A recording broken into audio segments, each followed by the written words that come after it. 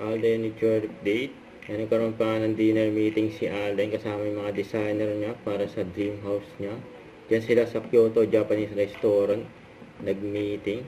Nakalagay sa caption, Casabella and Alden. Yan ang collab. Saka ito pa sa caption, sabi, ready for. May mga mag-shoot na si Ade sa Surigao. Love Surigao. Yan, coming soon. And kinongrats pa nga si Alden. Ito, post ng view. And question and answer with Alden Richard and Nadine Lutre. Ito yung part 2. Ako, I'm really excited to show for all the viewers to see what Siargao really is. Yung authentic na Siargao. Because I think with everything that's going on right now, since magulo nga din yung Pilipinas ngayon, and of course, Siargao is not excluded. Kumbaga, marami din nangyayari sa isla. And there's a lot of change that happened on the island. And for this one kasi, for the project, we really wanted to show what Siargao really is, yung authentic na Siargao.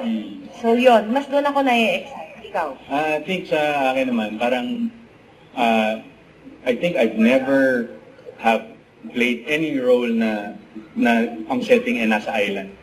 So parang it's also new to me as an actor kung paano ako maaapektuhan ng location because I'd like to believe that the location of every project and every film or series, character din yung lugar. So we've heard so much a lot about Siargao and how beautiful, how serene the place is, and of course how people sometimes that goes there doesn't want to leave the island.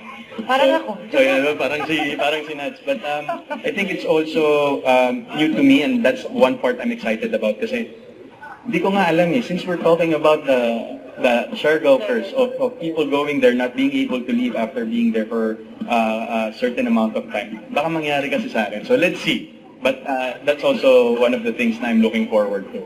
Yun. Tingnan natin. Oo. Kapitbahay na kami. Oo nga, may property ka naman na doon. Abangan. Ako, initially, magaan na sina din talaga. I mean, magaan, light. I think it's always about, starting off with On a good note. on a good note. So I think that's what happened, what's happening to us and what happened today. So lalong na nakadagdag sa excitement actually. Parang nafe-feel ko na din na anggang ng set natin. Yes. Pag nag-start na tayong mag-shoot. And of course tayo, parang it's really telling na tayo like we're talking about a lot of things na kahit kanina before we started. And that's really important. Kasi it's not about first impression but it's about like knowing na meron agad connection. Correct. And understanding na when you start working, at least hindi mahirap. Welcoming kasi yung energy ni Nat. So kaya parang, alam mo yun, parang you tend to reciprocate the energy that's been given to you. So like how we are right now, talking to you guys, I think that's what it did to us at the moment. Yun. Don't forget to subscribe, click the notification bell for more updates. This is Richard yung Action Live. Thank you for more videos. See ya.